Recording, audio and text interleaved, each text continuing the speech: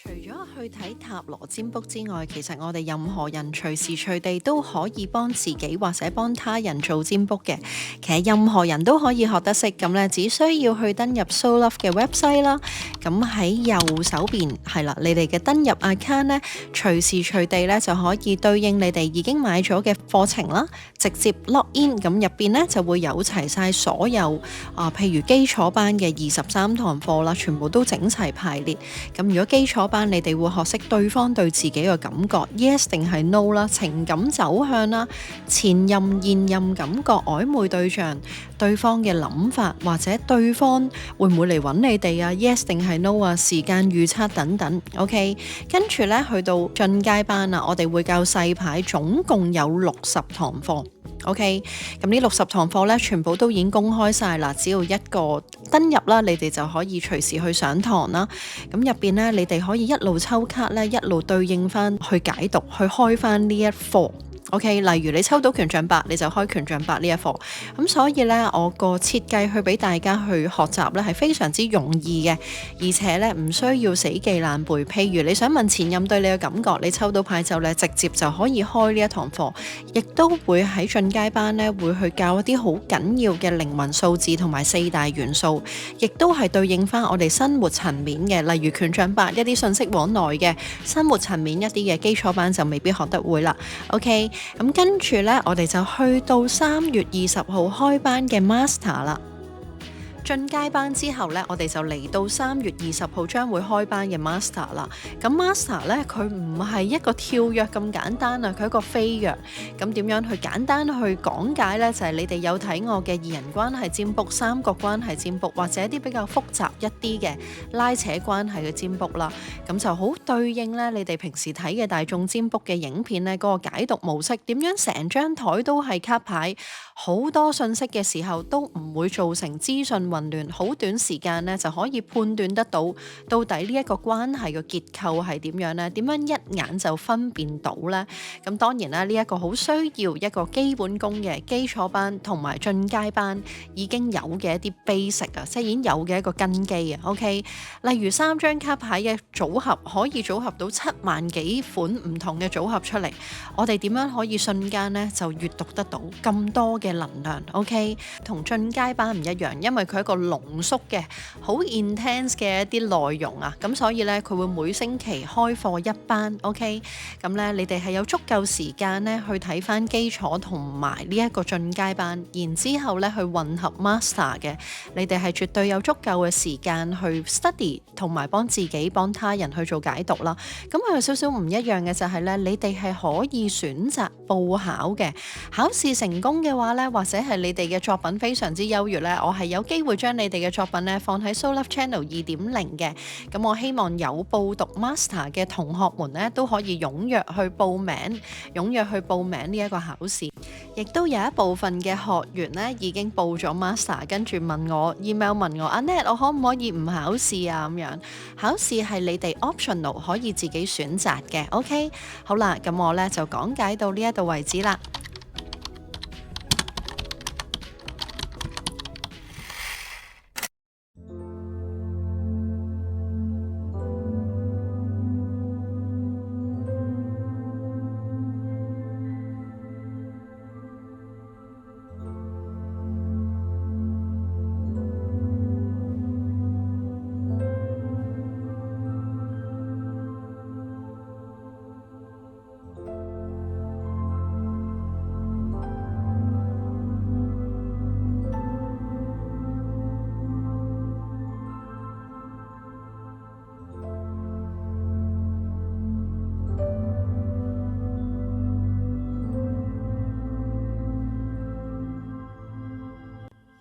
Hello， 選擇1號嘅朋友們，大家好，好啦，咁咧今次嘅問題就係3月份啦，你哋嘅愛情嘅走向啦，即係愛情運嘅走向啦，桃花運啦，各方面。咁首先咧要睇一睇，因為咧有一部分朋友就係冷戰啦、斷聯啦，有一部分朋友咧就係單身啦，希望揾到伴侶啦。咁有一部分嘅朋友就係有暗戀對象啦，有一部分嘅朋友呢就係受緊呢一個三角關係折磨。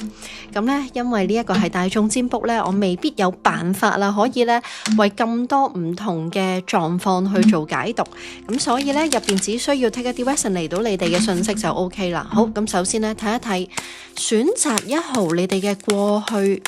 感情狀況到底發生緊啲乜嘢事，跟住未來會有啲乜嘢轉折。首先抽6張卡牌先，選擇1號嘅你哋過去同埋最近啦，到底嗰個能量狀況、愛情能量狀況。有一張權杖4，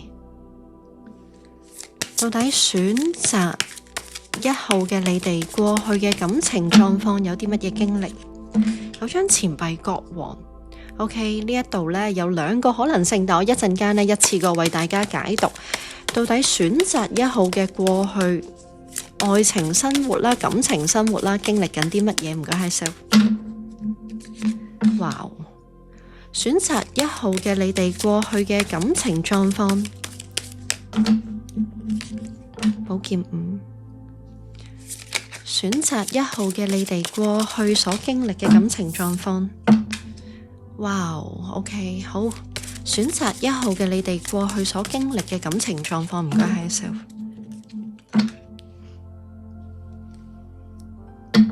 好啦，呢一度呢有好多唔同嘅解說，咁啊，我首先講咗第一個我見得到個狀況先。有一部分嘅朋友呢係已經有固定嘅伴侶啦，咁啱啱講咗啦，我哋呢一個 reading 呢有好多唔同嘅觀眾一齊去睇緊，咁只需要 take 一啲 lesson 嚟到你嘅信息，亦係好多唔同狀況都一齊會去解讀啦。咁呢一度呢，我見得到呢有一部分嘅朋友呢係自己有一個戀愛對象或者係一個好長遠嘅關係嘅，咁但係呢一個人呢，佢同你喺呢一個關係入邊呢，可能有一啲東西大家唔係好協調，然之後呢亦都有另外多一個人嘅出現嘅。OK， 有一部分嘅朋友我見到呢一個咁樣嘅 scenario， 另外一部分嘅朋友呢，就係愛上咗一個唔應該愛嘅人啦，而呢一個人呢 very likely 呢已經有一個好長遠嘅、好長久甚至乎同居啊，或者係一個婚姻對象。OK， 咁所以咧喺呢一個狀況入邊咧，你會覺得太過拉拉扯扯啦。呢一個就係 typically 嘅一啲三角關係嘅一個折磨。第二個 scenario， 第二個狀況。咁如果係呢一個狀況的話咧，啱啱嘅過去咧，同呢一個人咧好拉扯啦，跟住然之後分咗手之後咧，對方又再嚟揾你哋。OK， 又或者你哋期待緊對方再嚟揾你哋，或者你哋心入邊都覺得對方會再嚟揾你哋。OK， 好啦，咁咧一定係唔係好舒服嘅一個能量啦。咁喺呢一度。好啦，咁跟住咧講一講另外嘅，完全係單身冇曖昧對象冇暗戀對象。OK， 呢一度咧就出現一個我覺得幾好嘅畫面啦。咁如果係第3個 scenario 咧，就係你哋係完全係單身嘅，心入邊係冇任何一個人嘅。OK， 喺過去嘅呢一個有一部分嘅朋友就係經歷一個好長遠嘅關係，或者佢唔係好長遠嘅關係，但係佢留咗喺你個心入邊好耐啊。曾經有一個人咧喺你哋個心入邊好耐。咁終於咧喺個內心入邊啊，或者咧又去到一個點啊，即係啱啱經歷咗一點咧，就係我終於釋懷啦，我終於俾過去成為過去啦。呢一個咧喺我心底入邊好耐嘅人咧，我終於放手啦，或者係心態上面嘅一個徹底嘅放棄啊。咁但係放棄咗之後咧，好似咧又覺得同對方有一啲仲係有可能嘅一個感覺。OK， 咁所以咧呢一度咧如果係呢一個狀況嘅話咧，對方真係有機會咧喺過去或者未來咧會再翻嚟揾你。咁另外仲有多個狀況就係已經係徹底分咗手之後咧，就算係舊嘅呢一個人啊唔翻嚟揾你哋啦，最近咧都係有啲桃花嘅氣息喺度，就係仲會有新人咧想要去 approach 你哋嘅。咁呢一度咧我見得到咧係開始，就算1號係邊一種狀況都好啦，係由過去嘅一個陰暗啦，最近好似有啲反覆，有一啲曖昧嘅一啲感覺要去出現，或者有人去 approach 你哋嘅感覺要出現。OK， 咁跟住嚟緊咧要幫你睇一睇未來啦。3月份到底選擇1號嘅你哋3月份會有啲乜嘢愛情運嘅能量嘅轉變？唔該係 self。選擇1號嘅你哋未來3月份會有啲乜嘢能量嘅轉變？有張愚者卡牌 The Fool， 選擇1號嘅你哋未來會有啲乜嘢能量嘅轉變。寶劍使者，寶劍騎士 sorry， 好啦，睇埋落去，請稍等，有一張卡牌跌咗落地。好啦，係一張權杖使者，啱啱講緊權杖使者，跟住出寶劍使者，跟住再出權杖使者。好，睇埋落去，到底選擇1號嘅你哋3月份有啲乜嘢愛情運嘅能量轉變？哇，好多人，好多人，繼續落去，到底選擇1號嘅你哋未來3月份有啲乜嘢能量嘅轉變？寶劍6，選擇1號嘅你哋未來3月份愛情運有啲乜嘢能量嘅轉變？權杖3，底牌惡魔。OK， 好啦，首先俾咗個 warning， 選擇1號嘅先，好啦，我先講咗唔好嘅，跟住我再講好嘅俾大家聽。唔好嘅咧就係咧，小心成為慾望嘅奴隸啊！因為咧你哋咧會覺得剪不斷理還亂啦，又有舊人啦，又有新人啦，好多選擇喺度。咁甚至乎咧去到最尾咧，小心自己咧。OK， 因為咧好搞笑嘅，即係我聽過男士們講一句說話，色字頭上一把刀啊！但係我覺得咧呢一個牌組咧1號咧都係有呢一種感覺喺度啊！好啦，呢一度咧，首先我要去同1號嘅你哋講一講咧，桃花運旺盛，但係會唔會桃花過多，影響咗你哋日常生活嘅效率，或者你哋嘅頭腦冇辦法 focus 喺你哋嘅工作生活上面咧 ？OK， 好啦，我見得到好得意啊！選擇1號嘅你哋咧。未來嘅時間啦，因為而家應該係進入咗第2個星期啦，啱啱第2個星期，OK， 第3個星期開始咧，你哋會發覺咧，身邊都好多人圍繞住你哋，咁但係呢啲人咧圍繞住你哋咧，其中有一個我真係好 specific pick up 得到某部分嘅朋友們，有機會呢一個人咧係你已經喺心入邊咧話算啦，我唔要啦，拉扯得太耐啦，let go得太耐啦，點知咧佢喺你嘅人生入邊咧一樣咁樣啦。咁啊，始終咧都好似咧去俾一啲希望你哋啊，咁咧所以我見得到咧選擇1號嘅你哋咧，其實好頭痛，我不如 let go 呢一個人啦，但係有機會咧又俾佢吸引翻轉頭 ，OK 就係一種咁樣嘅能量喺度。咁咧如果你哋係心入邊冇人嘅，冇舊人嘅，純粹係單身，想要問未來3月份會唔會有人去 approach， 我見得到好多嘅 possibility 喺度啊，但係呢啲 possibility 咧似乎咧。我會建議選擇3號咧，始終而家都已經去咗7天10天咁樣啦。咁我會建議1號嘅你哋喺3月份咧，小心做選擇，我覺得可以俾自己去見下對方，去 date 下，但係咧唔好俾自己過分投入，因為咧呢一度咧真係有一種感覺咧，色字頭上一把刀嘅一個能量 ，OK， 或者有一部分嘅朋友咧好 specific， 我 pick up 得到咧就係同某一個人咧有一啲情慾關係啊 ，OK， 而呢一個情慾關係咧有機會係影響到自己本來嘅一個生活嘅。真係同我啱啱講嘅第一個 scenario 有啲關係，可能咧係本來已經有對象，本來已經有伴侶啊，但係呢一個人咧再出現會影響到你哋嗰個生活，因為咧佢可能係一個情慾對象。And other scenario 就係咧，你哋愛上咗一個已經係有穩定關係嘅人啊，咁啊，而呢一個人咧同你哋嘅嗰個關係咧又冇辦法徹底公開，但係咧又唔可以話好疏離。總之咧就係咧卡住咗喺一個剪不斷理還亂，跟住咧真係好大嘅慾望啊！我覺得呢一個人。雖然真係有啲 unhealthy 嘅 pattern 喺度，呢度仲有張魔術師。雖然真係有啲 unhealthy 嘅 pattern 喺度，但係咧真係欲拒還迎啊。OK， 真係有種欲拒還迎嘅感覺，或者咧好搞笑嘅就係有機會呢一個人有一部分嘅朋友，佢俾得到呢一個 area 嘅 satisfaction 你哋，即係俾得到呢一個 area 嘅一啲。滿足感你哋 ，OK， 或者係佢嘅外觀，或者係佢嘅性格，或者佢個氣質係好吸引到你哋嘅，咁咧所以選擇1號嘅你哋咧，我俾你哋嘅建議就係小心又再俾人吸引翻轉頭，跟住本來諗住去放棄嘅東西咧，又再走翻轉頭。然之後咧，又係剪不斷理還亂，明明過去已經係同自己講要去 give up，點知又俾佢吸引翻轉頭。雖然呢一度真係唔係咁健康嘅能量存在啦，但係確實呢一個人咧，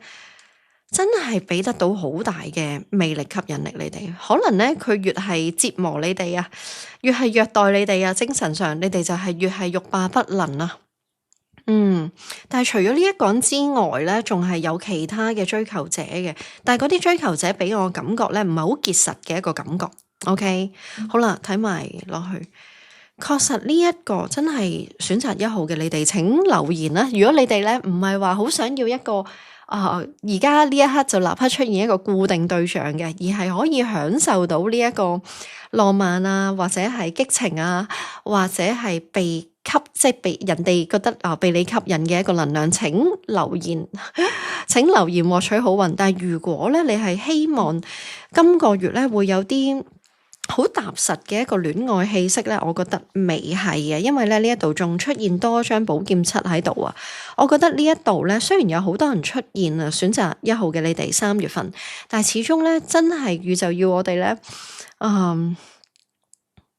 如果選擇1號嘅你哋啦，即係宇宙真係要你哋，好似要啲擘開雙眼去睇清楚對方嗰個 intention 值唔值得你哋投放咁多心力落去啊 ？OK， 好啦，呢一個咧就係俾1號你哋，等我諗啊，等我睇下仲有冇嘢講漏。就係如果係曖昧完全空白白紙一片的你哋咧，其實咧喺1月份咧都係會有人 approach 你哋嘅，你哋都係會吸引到其他人去進入你哋嘅生命入邊嘅，可能咧。仲要係1個、2個、3個嗰種感覺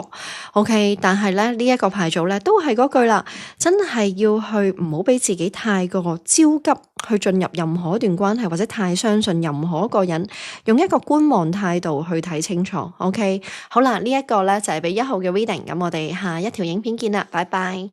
Hello， 選擇2號嘅朋友們，大家好，好啦，咁啊睇一睇過去嘅。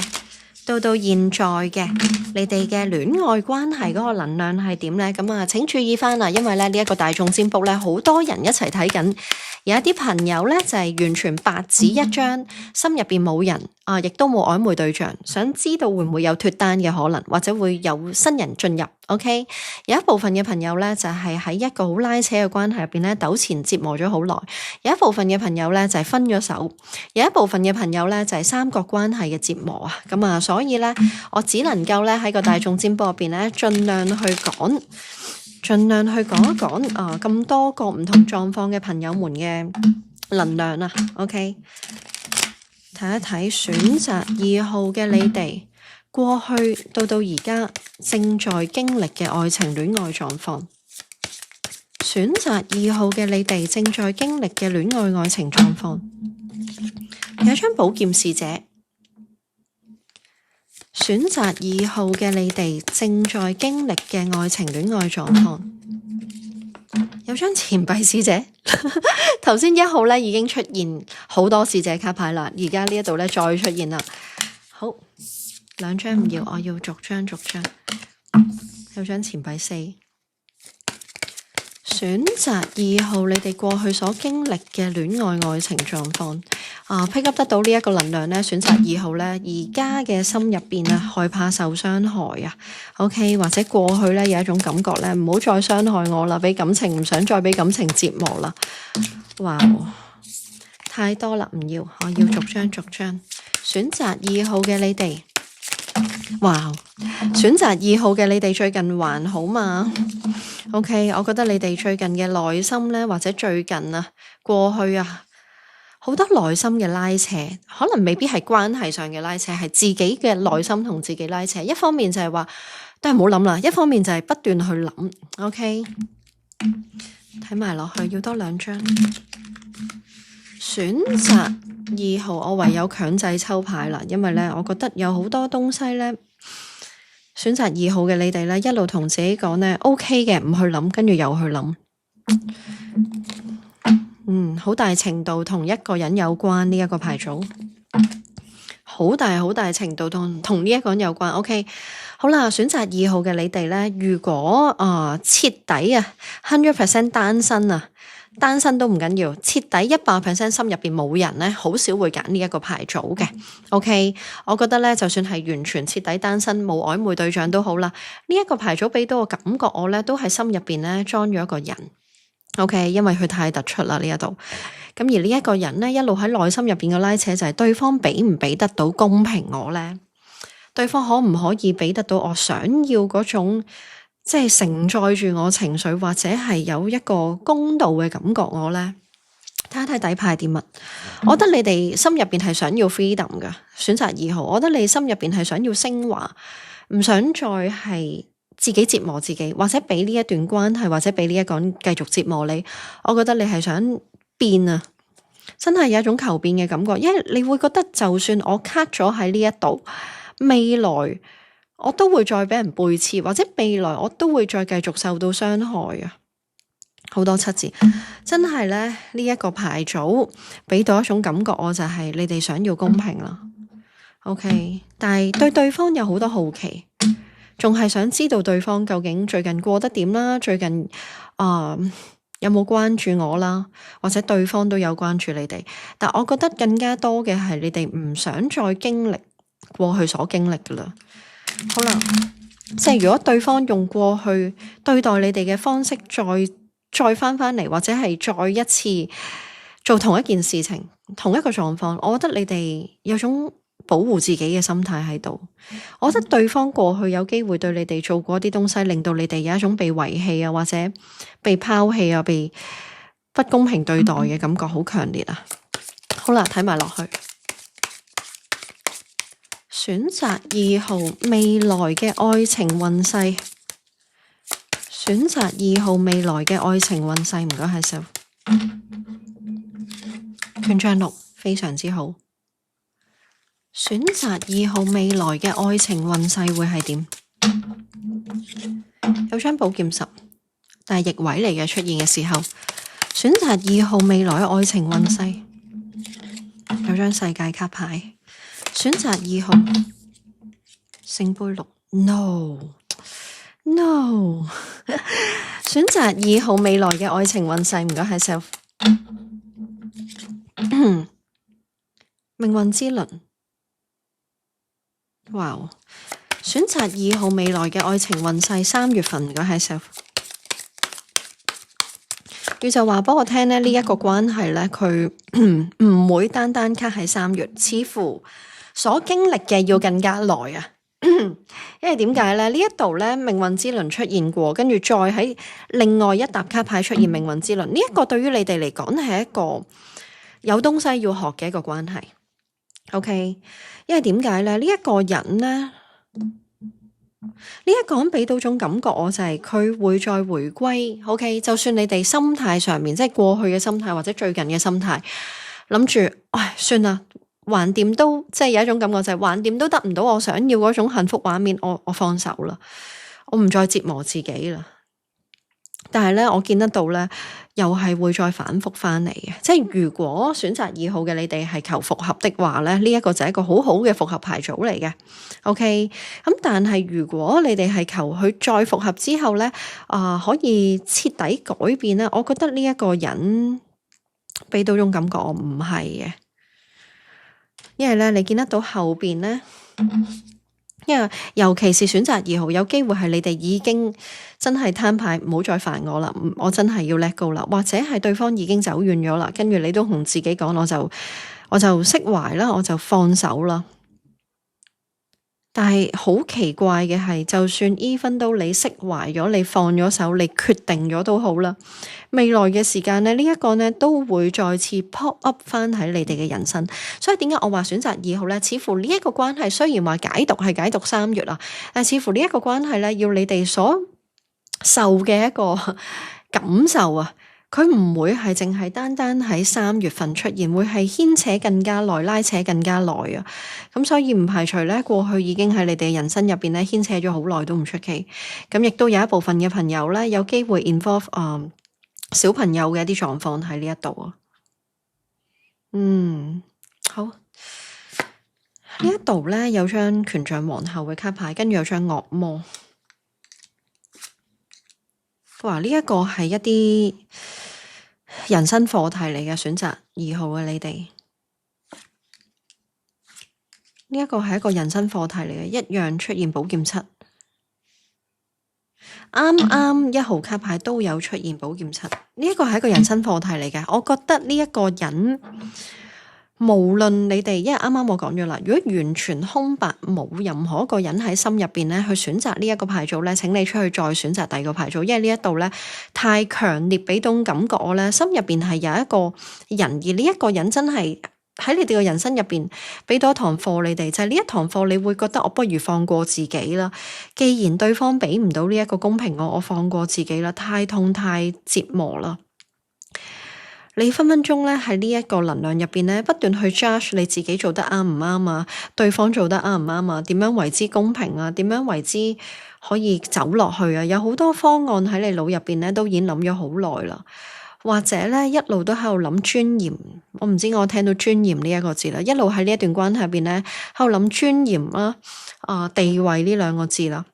咁但係咧對方咧一路俾到感覺你都係咧佢想點就點嘅一個能量，即係佢會衝入嚟嘅。但你話佢係咪完全冇感情咧？佢又唔係，佢會有啲感情嘅色彩。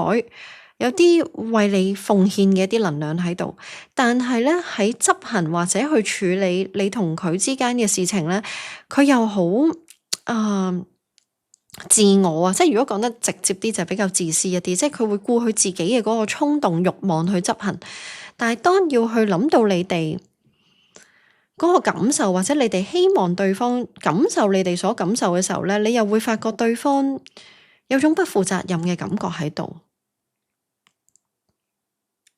到底呢一個關係要學啲乜啊？選擇3號，sorry， 選擇2號，可能你哋咧應該可以睇埋3號嘅解讀啦。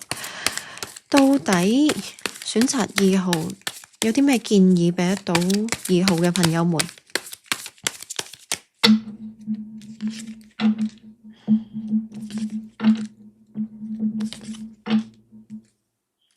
好啦，好消息就係咧，去到最尾咧，你哋都會發現咧，自己可以獲得自己真實想要嘅東西。咁呢一個真實想要嘅東西咧，可能同對方有關。OK， 如果你同對方拉扯緊一啲關於公平嘅事情啦，有機會咧，你會發覺咧，經歷一個爭吵或者爭執之後咧，終於對方肯妥協啦。OK， 終於對方肯妥協啦。但因為今次呢一個 reading 咧，佢係一個短嘅占卜啦，即係3月份嘅一個占卜啦，我覺得選擇2號嘅呢一度咧，佢會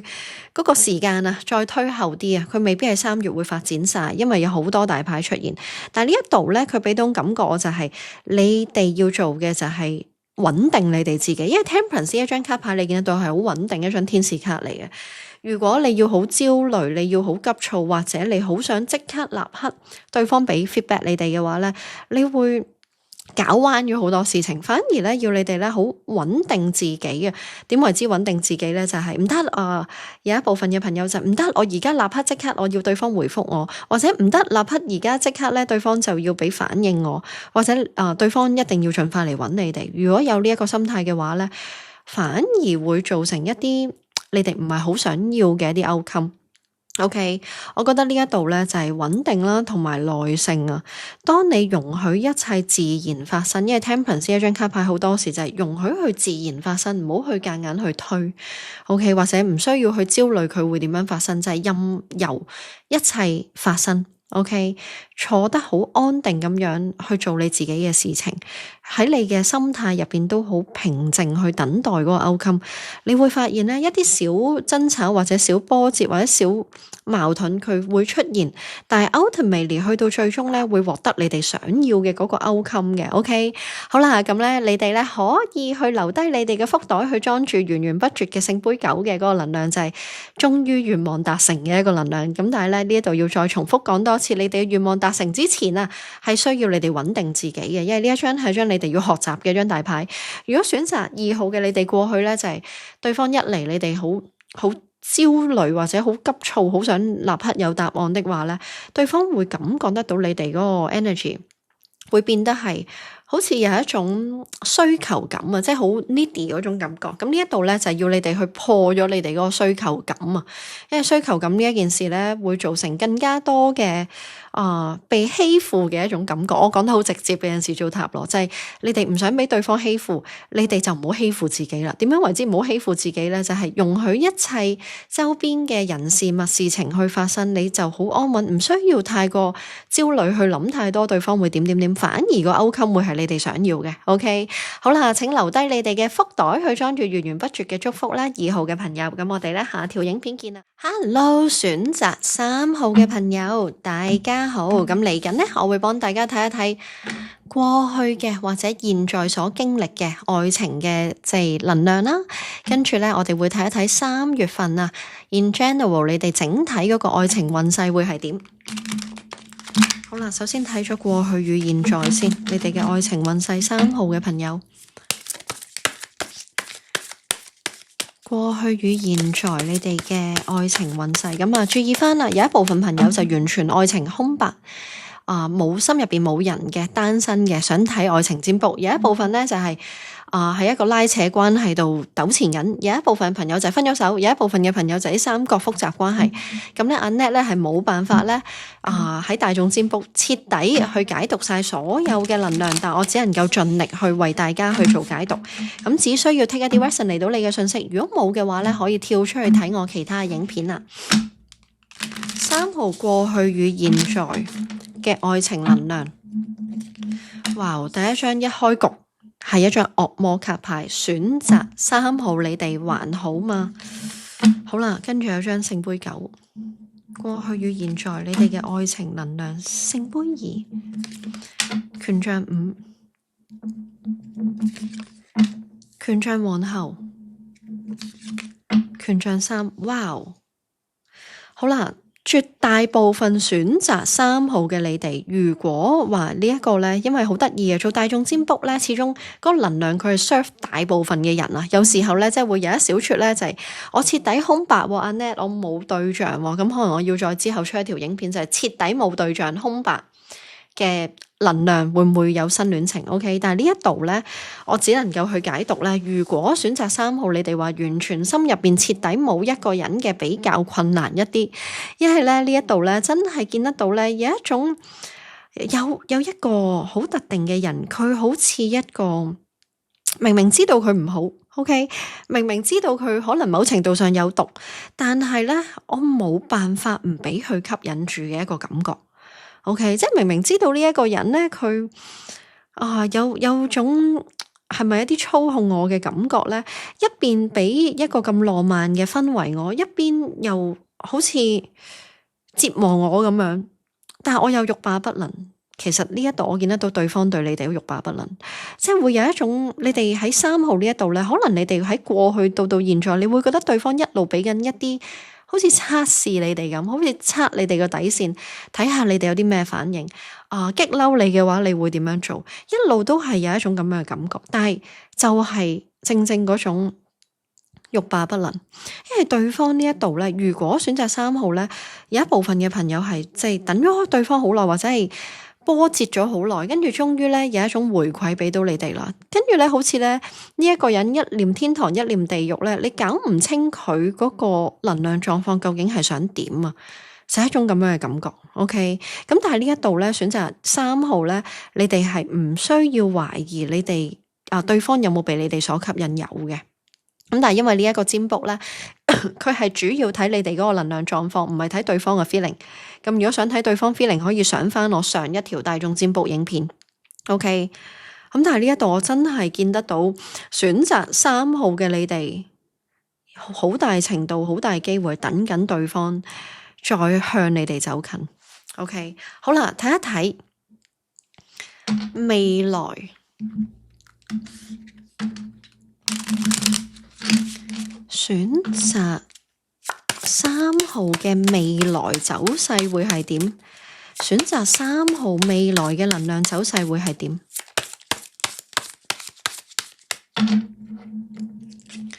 寶劍騎士，呢一個人，OK，即係真係要同完全空白單身想揾對象嘅講聲非常抱歉，因為我冇辦法喺呢一度去為你哋解讀，因為呢一度我確實見得到咧係有心理上邊拉扯嘅一個能量。OK，喺未來嘅時候咧，即係可能啱啱睇緊呢一個 reading 或者啱啱發生或者未來差不多會發生，呢一個人會去挑釁你哋嘅。OK，即係佢會喺你哋心態平靜嘅時候，又嚟挑一挑你哋。每一個你哋嘅故事都唔一樣，每一個你哋嘅對方都唔一樣。但係嗰個感覺似係點樣呢？就係你要平靜啦，跟住呢，佢就會製造一啲波折出嚟，或者令到你將你嘅注意力放翻喺佢身上嘅嗰種感覺。睇埋落去，選擇3號未來嘅愛情運，唔該 High Self。哇！欲拒還迎啊，欲罷不能啊，剪不斷理還亂啊。選擇3號大戀人卡牌出現啊，聖杯2出現啊，惡魔卡牌出現啊，權杖3出現啊，權杖5出現啊。OK， 有咁愛就有咁痛，有咁但係我可以用一個字去概括。OK， 你哋嘅呢一段關係係刺激關係，好容易上頭。好容易上頭，因為佢俾得到好大嘅刺激你哋。咁咧有一部分嘅朋友覺得好痛苦啦，咁咧你可以咧 step back 咧，用一個搞笑一啲嘅幽默一啲嘅方式去睇自己嘅人生，就係人生不過係經歷。OK， 有一啲朋友們咧，可能咧一生一世咧，即係嗱，你可以咁樣諗，好似有少少黑心，但係呢個係真嘅。有啲人一生一世都未必經歷過咁戲劇化嘅一啲經歷，你哋會經歷。你哋係正經歷一啲好戲劇化嘅，經常咧好似咧俾呢一段關係推到去你哋嘅精神啊情緒邊緣，想要解脫，但係又翻過去，因為太大嘅拉扯力啦。呢一度睇埋落去，選擇3號未來嘅愛情走向。好啦，呢度要將力量啦，真係呢一度咧，3號嘅你哋同2號有啲嘢好似，有啲能量好似啊！我要睇埋落去幫大家解讀。選擇3號，你哋未來嘅愛情走勢，3月份。選擇3號，你哋未來愛情運嘅走勢。選擇3號，你哋未來愛情運嘅走勢，我覺得你哋心入邊嘅對方知你哋要啲乜㗎。哇，有咗，真係3號嘅你哋睇完呢一個 reading， 去翻2號睇，入邊有信息俾你哋。首先有一部分嘅朋友呢，係有一部分 OK 唔適合你哋嘅信息可以 leave it。有一部分嘅朋友正經歷緊一啲三角關係，你知道呢一個人知道你哋要啲乜，佢亦都知道你哋需要啲乜嘅，再同對方講呢都冇用噶啦，因為對方有啲扮傻。OK， 我 pick up 得到嗰種能量就係你就算點樣同對方坦白，點樣去逼佢有個交代都好啦，或者你嘗試去表達你自己啦，其實唔需要，因為對方係知道嘅。咁但係對方知道咧，佢都會故意唔去做嘅，因為咧啱啱我講咗啦，有一部分嘅朋友係知道自己喺一個三角關係入邊啦，對方只能夠咁樣去平衡兩方面嘅關係。因為佢要顧及 A 又要顧及 B， 咁所以咧佢明知都唔會做嘅。咁但係如果你哋想問咧，對方喜唔喜歡你哋，你哋有冇俾佢吸？即係佢有冇因為你哋而欲罷不能？我見得到係好強烈嘅呢一個能量喺度，但係奈何咧，對方咧會用一啲比較蠱惑一啲啦 ，sneaky 一啲啦，好似一條蛇咁樣啦，即係左右搖擺咁樣啦，去忽悠你哋 ，OK， 唔係你哋唔吸引對方，但係佢必須要咁樣去忽悠你哋。如果唔係的話咧，佢好難平衡到佢嘅時間同埋佢嘅精力啊。我 pick up 得到呢一個俾三角關係折磨緊嘅朋友們 ，OK， 好啦，另外一個就係唔係三角關係，但係啲拉扯關係啦。咁如果喺一個拉扯關係入邊嘅。有啲又鬧分手啊，有 argument 啊，跟住對方突然之間唔理你哋啊，或者對方有啲折磨你哋嘅一啲能量咧，呢一度咧，我見得到咧，對方點解要咁樣做咧？我覺得佢係有啲權衡緊，但我唔知佢權衡緊啲乜。咁啊，可能權衡緊佢嘅時間精力，或者唔希望你哋嘅權力啊，即係喺個，因為我 pick up 得到喺呢一個關係入邊咧，可能有啲權力鬥爭，which 我覺得喺愛情關係有權力鬥爭係最令人嘔白泡嘅，因為對方唔希望你哋覺得你哋好重要。好啦，睇埋落去，點解會係咁樣？真係有啲對方唔希望你哋比佢更加耀眼。OK， 有啲壓低你哋嘅能量嘅 energy 喺度啊。有一部分嘅朋友咧，有機會係一啲職場環境，哇！呢一度好強烈有外界干預嘅能量。咁所以點解對方會權衡呢？即係左邊右邊，左邊右邊權衡。咁咧，一方面咧，有一部分咧就係職場環境，佢必須要咁樣權衡啦。可能將你哋放喺一個令你哋感覺不受重視嘅一個能量。但係如果你係不受重視的話，對方唔需要玩咁多把戲，同你哋咁多拉扯。但係咧，你會好明顯感覺到咧，呢一個人咧，佢冇辦法100% give in嘅，即係佢冇辦法去符合你哋或者去妥協你哋，即係俾個妥協你哋，因為對方覺得最好被呢一度選擇3號，我覺得對方係知你哋想要啲乜，但係一路去 trigger 你哋個夢幻抱抱，令到你哋有更加多希望同埋幻想啊！唉，就係一個咁樣嘅能量。好啦，睇埋宇宙有啲乜嘢建議俾3號嘅朋友。嗱，你哋選擇3號啦，惡魔卡牌啦，錢幣3啦，聖杯3啦，寶劍7啦，大戀人啦。有冇朋友睇緊3號呢一度已經係我嘅同學，已經係學員學緊塔羅呢？ OK， 我諗自己都知自己事噶啦。睇緊呢一個 reading。咁咧，呢一度佢冇辦法幫到100% 所有觀眾去講啦。咁但係咧，呢一句係可以幫到100% 觀眾去講嘅，因為有一部分嘅朋友真係唔係 involve 一啲多角關係，但係呢一個100%你會感受得到喺呢一個牌組咧，對方係有權衡利弊嘅。其中一個好明顯嘅權衡利弊就係佢要喺高位，佢唔希望你哋喺高位，佢唔希望你哋覺得自己好重要。OK， 如果係一啲曖昧關係咧，佢都希望咧繼續拉扯，因為佢唔希望俾你知，甚至乎唔希望俾你知道，你有吸引到佢，因為佢一定要喺高位嘅一個能量，所以呢一度係好折磨人嘅一個 energy 嚟嘅。OK， 睇一睇宇宙有啲咩建議俾你哋，宇宙有啲乜嘢建議可以俾得到3號嘅你哋？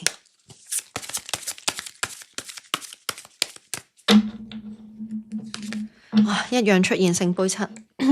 其實你哋知道對方有啲 trigger 你哋嘅希望嘅一個能量喺度嘅，即係呢度聖杯7，呢度聖杯7。OK， 不斷去 trigger 你哋嗰個，例如係啲咩咧？知道即係譬如假設假設你話過我好中意廚房，因為我好中意煮飯。如果第時我揾到一個人咧，同我一齊煮飯就好啦。假設對方聽到你呢一句說話之後咧，過咗一段時間同你講話，我呢一個廚房為你而設嘅，你唔係好中意煮飯咩？跟住你就會跳咗去，未來你要同我過白頭到老。OK， 呢一個就係自己幻想，但係佢知道你要呢一樣嘢。呢一度就係我見得到對方知道你要呢一樣嘢，所以佢俾呢一個幻想你。OK， 有一種咁嘅能量。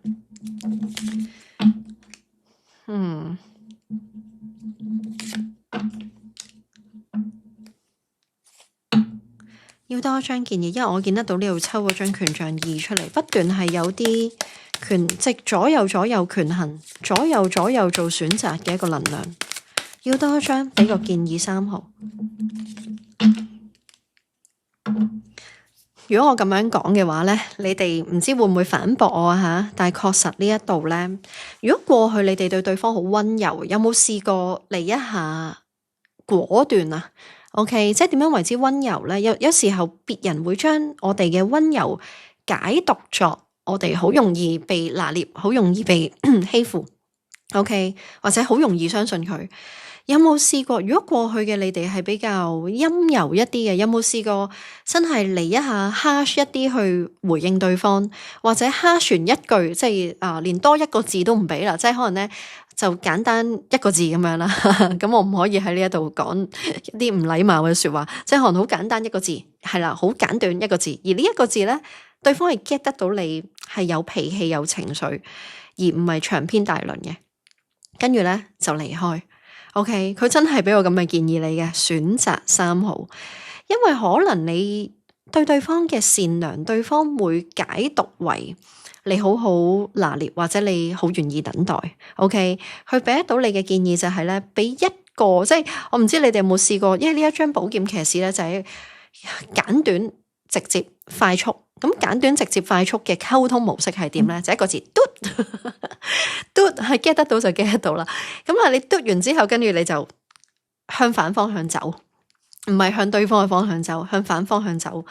你會發現咧，你又再喺翻自己本來嘅位置。我唔係話要，因為呢一段關係咧，對方好介意邊個喺高低位啊。但係其實一段關係冇高低位，只有來回。OK，